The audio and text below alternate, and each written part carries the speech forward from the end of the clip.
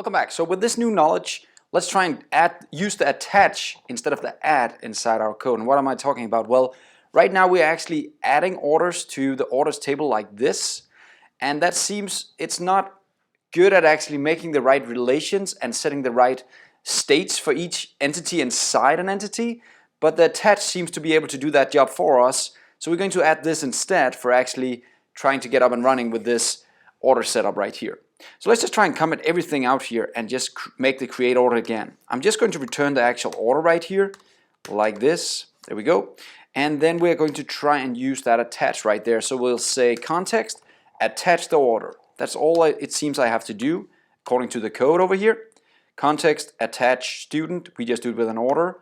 And then I'll set the state in the end, state, to be added, right? So now it knows that the order is added and automatically it should go in for the customer and say unchanged, just like we have a student address here that's set to unchanged, right? So in our case, this is actually the order. The student is going to be the order in our case, and the address right here is going to be the customer.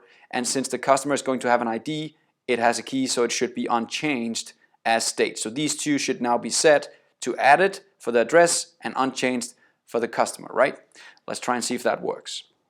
Let's just run the code and try and check out if we're actually getting what we expect right here. Oh, by the way, you of course need to save the changes, right? Because it doesn't know when you want to save the changes unless you call save changes. And that's because you can actually set multiple states before you actually save the changes to the database to get a bigger query if you want to avoid as many calls to the database if you kind of want to build bigger queries up front. So now we have attach the context and save the changes. Let's see if this works.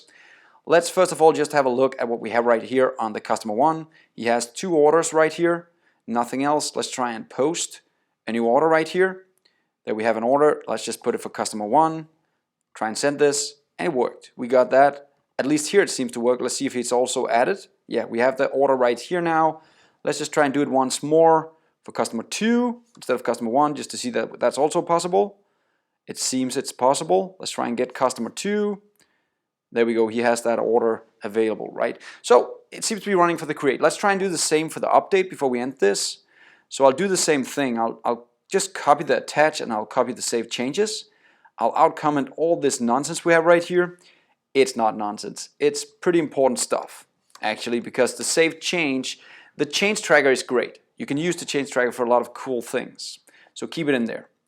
Let's do the order updated right there, and then in the end I'll just return that order updated. So let's try and change this to modified, because it's actually modified, right?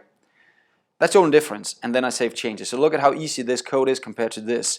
We do need to make one more change. We'll fix that in a second. I want you guys to see this first.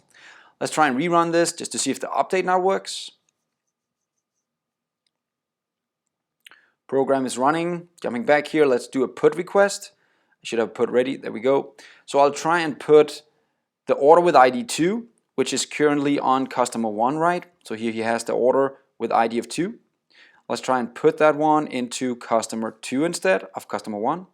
I'll do the send. It seems it changed, but when I kind of do the get over here, customer 1 has lost this one. Let's look at 2. He's actually added. It worked. Oh my God, that's awesome. Let's try and change the dates here to something different just to see that the update actually works for that as well, and put him back on 1. So now it's, let's just put in 2000 and 2001 and put it on customer 1. Let's try and see if that works. Puts it back, it seems. Let's try and do the get. Oh my God, it's gone from 2. Oh my God, it's back on 1 and it changed the dates. It's running, right? So there we go. Let's try and do one more thing because this doesn't work yet. We'll just remove the customer completely and we'll do a send. Now it's null here, so it should now be removed, right? From I've removed it from customer 1 now, so if I do the get, it shouldn't be in here anymore, but it's still there. So there's one more thing we need to fix. Let's just try and jump back to our code right here. Now notice what we did was pretty much just we wanted to get the entry, the reference, and set it to modified, and we should still be able to do this. So we'll just do the exact same thing right here. So we'll just copy this line from the else statement down here and say if there's an order to update has a customer, set it to modified as well, because we don't want to just update that every time, just to make sure that if it's set to null, it should be removed, right? Let's see if this works now. Let's just try and do a get again, because now it should be back to the original. I'll do a put now, and I'll try and remove from from the order with ID 2, I'll remove this from the customer 1, and there we go, it's gone. Let's try and put it into customer 2 now instead. So sending it to customer 2 now. Let's see if that worked. Going to customer 2 and see if he now has order with ID 2. There we go. Let's just try as the final thing to put it back to 1. Woochie woochie, hachi hachi. He's gone from there and he's back to 1. There we go. Sweet. So that's pretty much a 3-line solution compared to all of this where we use the change tracker to figure all of this out. And of course I encouraged you to start using the attach statement, but now you guys can see the differences between using the update and add directly on the context and instead start using the attachments, because there you can start really focusing on the different states, and that's very, very powerful. So that's it for this lesson. Now you guys know about the attach statements and the states. Have fun.